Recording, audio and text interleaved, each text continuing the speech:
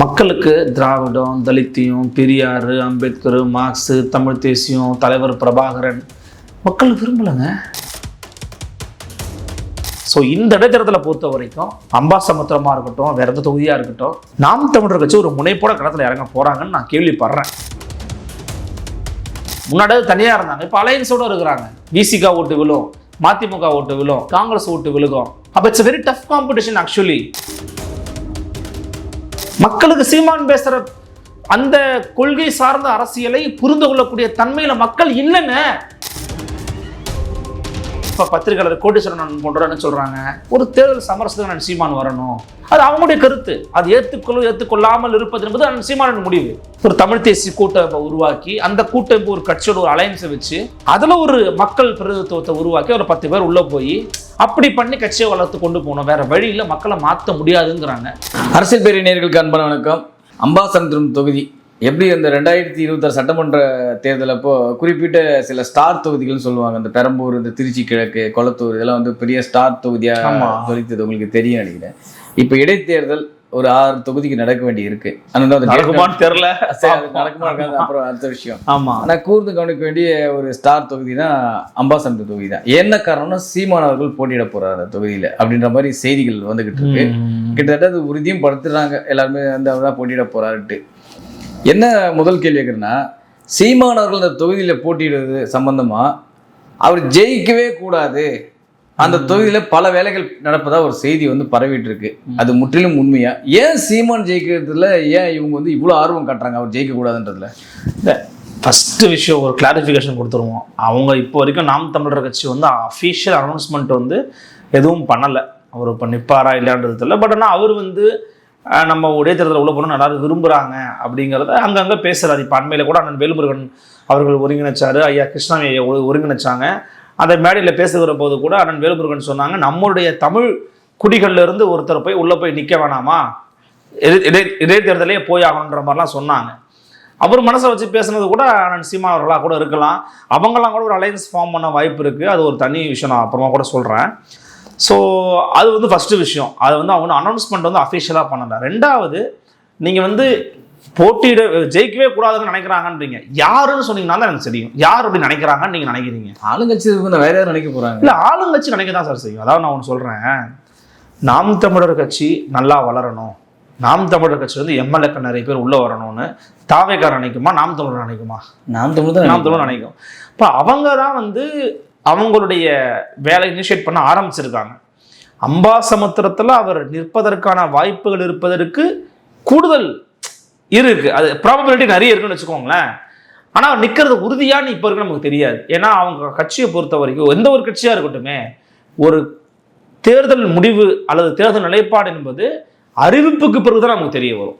அது ஒரு ஃபர்ஸ்ட் விஷயம். ரெண்டாவது, இதை நான் எதோட பொருத்தி பார்க்கணும்னு நினைப்பேன் அப்படின்னா, இப்போ நீங்கள் அண்மையில கேள்விப்பட்டிருப்பீங்க, பீகாரில் வந்து நம்ம இவர் பிரசாந்த் கிஷோர் இருக்கார் இல்லையா, அவர் வந்து ஒருத்தர் ஜெயிச்சார்.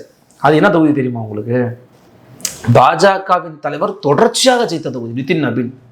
சாதாரணமான தொகுதி இல்லைங்க, தொடர்ச்சியாக ஜெயிச்சார். அந்த தொகுதியில் இடைத்தேர்தல் அறிவித்த பிறகு பீகார் மாநிலம் ஒட்டுமொத்தமாக சேர்ந்து 3% ஓட்டு. யாரு? 3% ஓட்டு. ஜன்மந்தர் ஒரு மக்கள் கட்சின்ற மாதிரி ஒரு இந்தியில் ஒன்று வரும். பிரசாந்த் கிஷோருக்கு 3% ஓட்டு தான் கொடுத்தாங்க. அந்த கட்சியை, அந்த கட்சியின் தலைவரை மக்கள் ஜெயிக்க வச்சிருக்கானே. இதெல்லாம் என்ன ஆஃப்டர் ஜந்தர் மந்தர் ப்ரொட்டஸ்ட்னு கூட சொல்லலாம். ஏன்னா பிஜேபி மேலே ஒரு வெறுப்புணர்வுங்கிறது தேசிய அளவில் உருவாயிருச்சு. கடுமையான வெறுப்புணர்வு உருவாயிருக்குது. அது மட்டும் இல்லாமல் இளைஞர்கள் மத்தியில் இருக்கிறவங்களே வேணா மாற்றம் வேணுன்ற ஒரு எண்ணம் உருவாயிருச்சு. இருக்கிறவங்களே எதுக்குப்பா மாற்றம் வரட்டும், மாற்றம் உருவாயிருச்சு. நீங்க சொல்றது ஓவரால் இந்தியா முழுக்க அதனுடைய பிரதிபலிப்பு இருக்குது. அது தமிழ்நாட்டையும் பிரதிபலிச்சிருச்சு. அதான் மாற்றம்னு சொல்லி தானே வேறு ஒரு ஓட்டை குத்திருக்கிறாங்க. இப்போ இடைத்தேர்தலை பொறுத்த வரைக்கும் இந்த இடைத்தேர்தல் ஒரு சுவாரஸ்யமானது. என்ன, இந்த இடைத்தேர்தல் இயற்கையாக உருவானதா, செயற்கையாக உருவாக்கப்பட்டதா? உருவாக்கப்பட்டது. எப்படி உருவாக்கப்பட்டுச்சு? ஆளுங்கட்சிக்கு எம்எல்ஏக்கள் எண்ணிக்கை சொந்த கால நிற்கிறதுக்கு தேவைப்படுது. அப்போ இங்கிருந்து போனாங்கன்னா அவங்கள திருப்பி அங்கே நிற்க வச்சு எம்எல்ஏ ஆக்கலாங்கிறது தான் ஆளுங்கட்சியினுடைய திட்டம். கிட்டத்தட்ட இதைத்தான் வந்து குதிரை பேர ஆட்சி, குதிரை பேர அரசு என்று மரியாதை எடப்பாடி பழனிசாமி நேற்று சட்டமன்றத்திலே பேசுறாரு. உடனடியாக அமைச்சர் ஆதவர்ஜன் அவர்கள் வந்து குதிரை பேரம் என்று சொல்லக்கூடாது, சட்டர்களுடைய உரிமை என்று சொல்லிவிட்டார். தேசிய அளவில் காங்கிரஸ் கட்சியின் எம்எல்ஏக்களை கொத்து கொத்தாக தூக்கி கொண்டு சென்றதே பாஜக. அதற்கு பேர் குதிரை பேர் அரசியலா, சட்ட நடைமுறையா? குதிரை பேர் அரசியல். காங்கிரஸ் நிலைப்பாடு என்ன?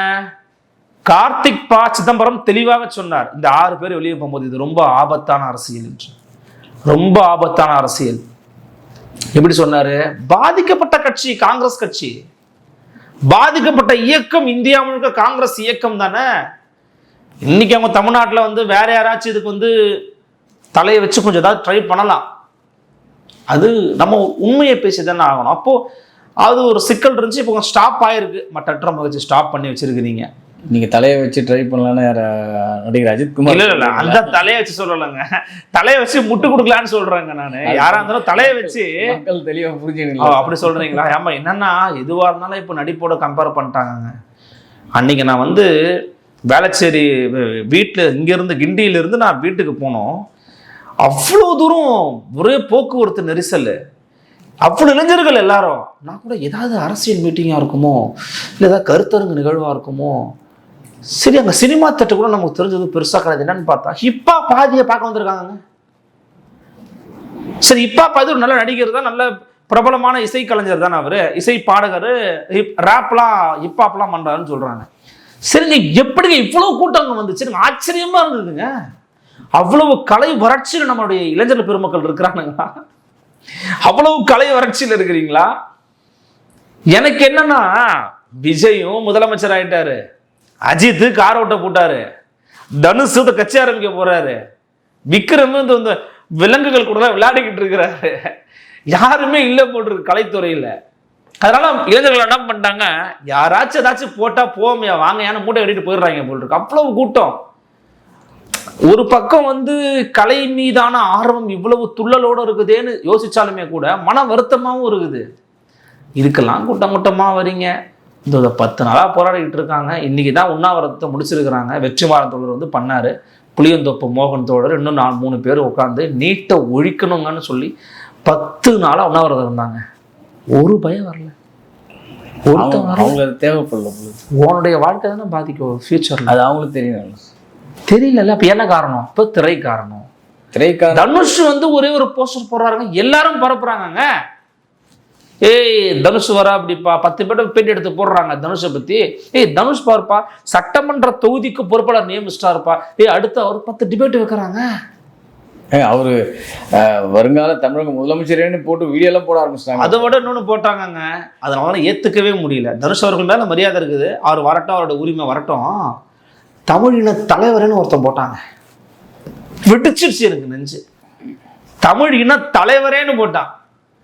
இதுக்கு முன்னாடி போட்ட பெருமக்களே விமர்சனம் பண்ணியிருக்கோம் நம்ம. இவர் தமிழின தலைவர்னு இப்பவே போட்டுக்கிறாரு. ஆனா தமிழை பார்த்தா படிப்பா அப்படி ஸ்கிரிப்ட் அதாண்டி வராது. விடுங்க, இது தமிழ்நாட்டின் சாபக்கேடு, அது அப்படிதான் போகுது.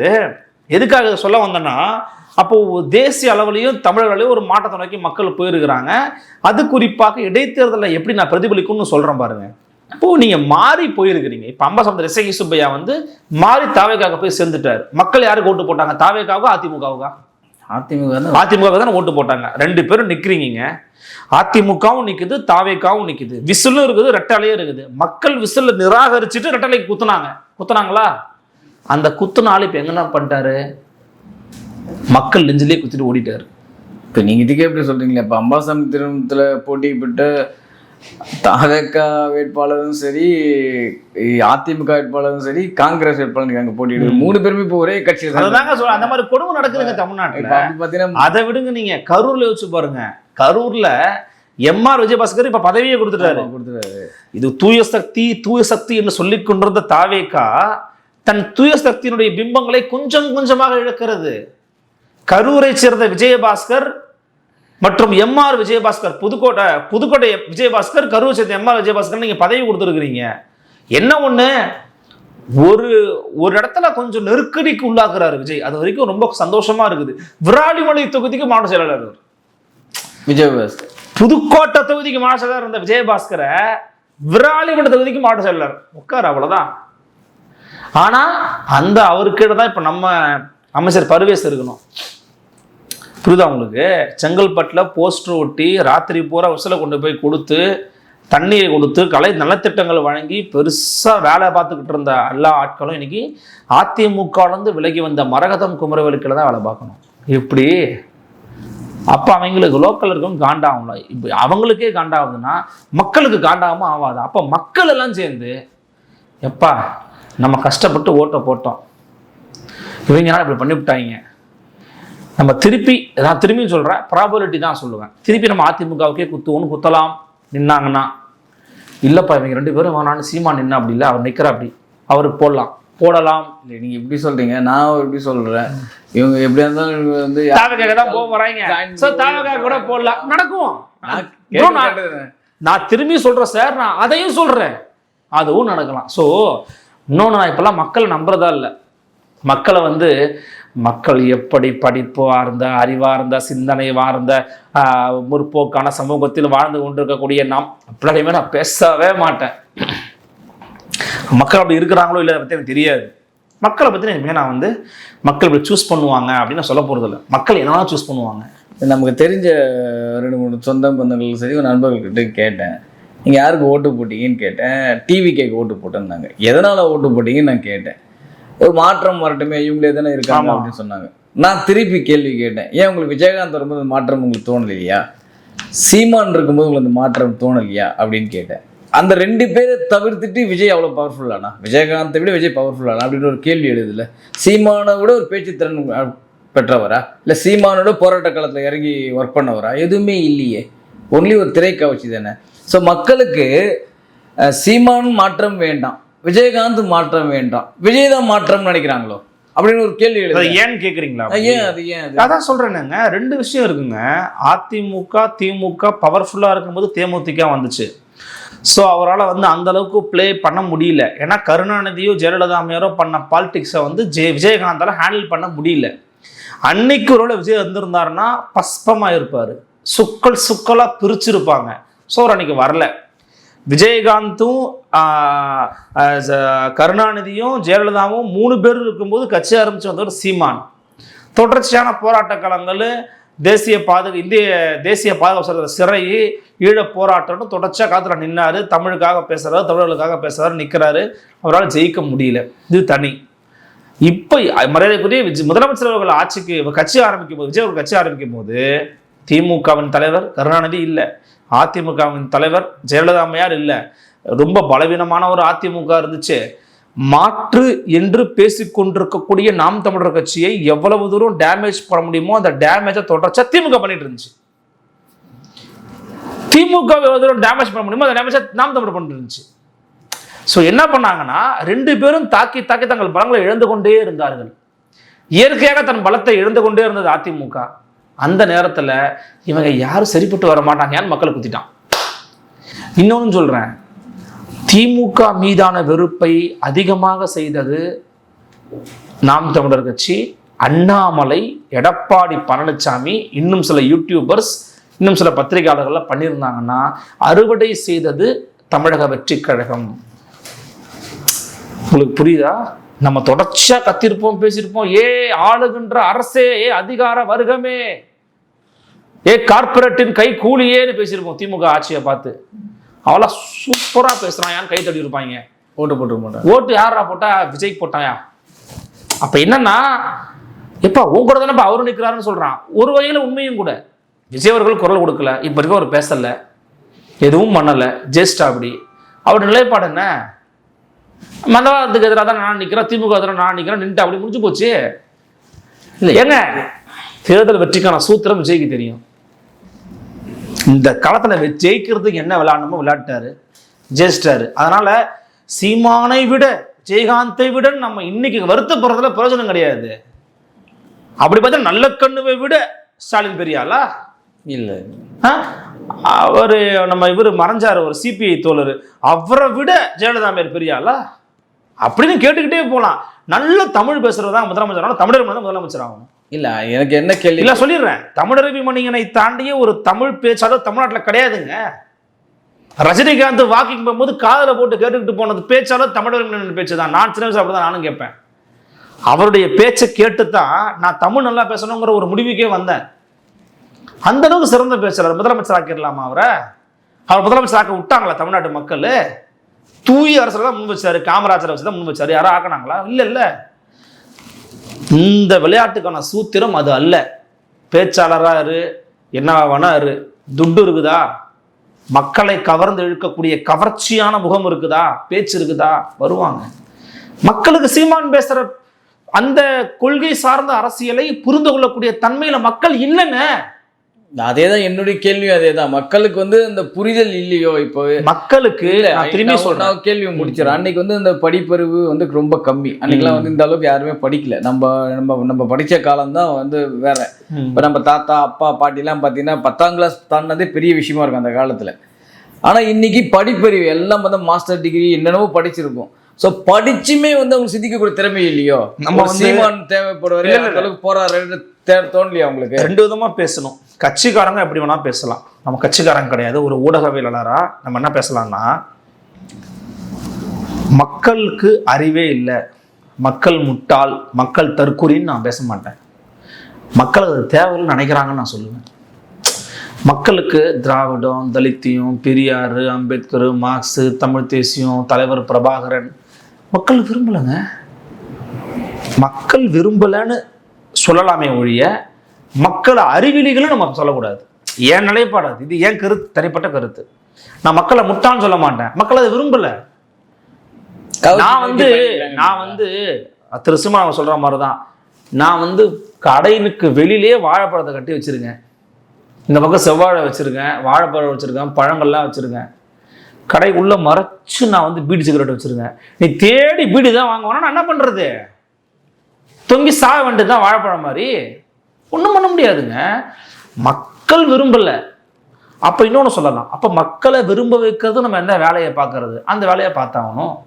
அல்லது இந்த சமரசங்களை செய்து கொண்டு, இப்ப பத்திரிகையாளர் கோட்டீஸ்வரன் போன்ற என்ன சொல்றாங்க, ஒரு தேர்தல் சமரசத்துக்கு நான் சீமான் வரணும், அது அவங்களுடைய கருத்து. அது ஏற்றுக்கொள்ளாமல் இருப்பது என்பது சீமானின் முடிவு. பட் பொது வழியில் வைக்கப்படக்கூடிய கருத்து என்ன? ஒரு சமரசத்துக்கு வரணும், கொள்கை சமரசம் பண்ணட்டும். ஒரு தமிழ் தேசிய கூட்டமைப்பை உருவாக்கி, அந்த கூட்டமைப்பு ஒரு கட்சியோட ஒரு அலையன்ஸை வச்சு, அதுல ஒரு மக்கள் பிரதிநிதித்துவத்தை உருவாக்கி ஒரு 10 பேர் உள்ள போய் அப்படி பண்ணி கட்சியை வளர்த்து கொண்டு போகணும். வேற வழியில மக்களை மாற்ற முடியாதுங்கிறாங்க. இது அவங்களுடைய கருத்து. அப்போ நம்ம என்ன புரிஞ்சுக்கணும்னா, மக்களை முட்டான்னு சொல்ல உடன்பாடு கிடையாது. மக்களுக்கு இது தேவையில்லை நினைக்கிறாங்கன்னு நம்ம சொல்லிட்டு கடந்து போயிடணும். இப்ப போய் நீங்க மக்கள்கிட்ட போய் அதை திரும்ப திரும்ப அப்படி எதிராக பேசுறீங்கன்னு வச்சுக்கோங்களேன், மக்கள் உங்களை நிராகரிச்சிருவாங்க. ஒரு கடத்துல என்ன பண்ணுவாங்கன்னா, மேபி உங்களுக்கு தேவை கூட படலாம். நீங்க அவங்க நினைச்சுப்பாங்க, எனக்கு உன்னை பிடிக்கும், என்னை திட்டுவிட்ட நீ அப்படின்னு நினைச்சுவாங்க மக்கள். அப்ப மக்களோட உணர்வுகளோட நம்ம ரொம்ப கவனமா கையாளணும். நீங்க சாதாரணமா நினைச்சிடாதீங்க. அவங்க 2-3 விஷயங்களை பார்ப்பாங்க. ஏன் நீங்க யோசிச்சு பாருங்க, விஜய் ஸ்கிரிப்டடா பேசினாரு. ஸ்டாலினோ, உதயநிதியோ, எடப்பாடி பழனிசாமி கூட ஸ்கிரிப்ட் இல்லாம பேசின ஒரே ஆள் சீமான் மட்டும்தான் எனக்கு தெரிஞ்சு, நான் பார்த்த வரைக்கும். மற்ற எல்லாரும் பேசினாங்க. ஆனா எல்லா ஸ்கிரிப்டை விட ஏன் விஜய் ஸ்கிரிப்ட் சூப்பர் ஹிட் ஆச்சு சொல்லுங்க? ஒரு கவர்ச்சி, ஒரு நடிகர், பிரபல நடிகர், அவருடைய திரைபிம்ப ஆளுமை. 3வது, யாரையுமே அதுல ஒரு பேர் சொல்லி தாக்கல. ஸ்டாலின் அங்கிள்னு சொன்னாரு, ஏன்னா அவரு எதிர்கட்சி. எடப்பாடி பழனிசாமி பேரை சொன்னாரா? சீமான் பேரை சொன்னாரா? அண்ணாமலை பேரை சொன்னாரா? நயினா நாகேந்திரன் பேரை சொன்னாரா? ஒரே ஒரு இடத்துல மோடி அங்கிள்னாரு. மோடி சாரா மோடி அங்கிள் சொன்னார் அவரு. மிச்ச எல்லா இடத்துல Stalin uncle, it's very wrong uncle இதான் பேசினாரு. ஏன் மக்களுக்கு அது புடிச்சு தெரியுமா? யாரையும் திட்ட மாட்டேங்கிறாருப்பா, டீசெண்டா. மக்களுடைய மனநிலை அப்படி ஆயிடுச்சு, டீசெண்டா பேசுறாருப்பா.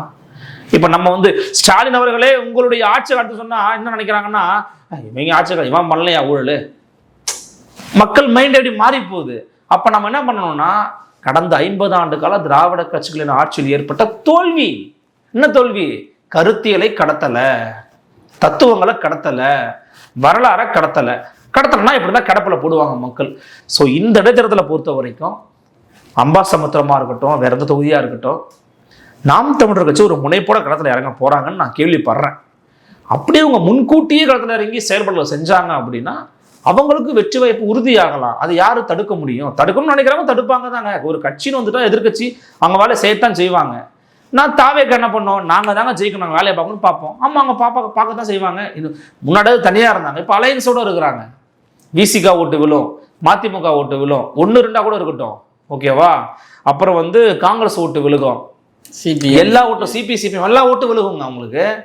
அப்ப it's very tough competition actually.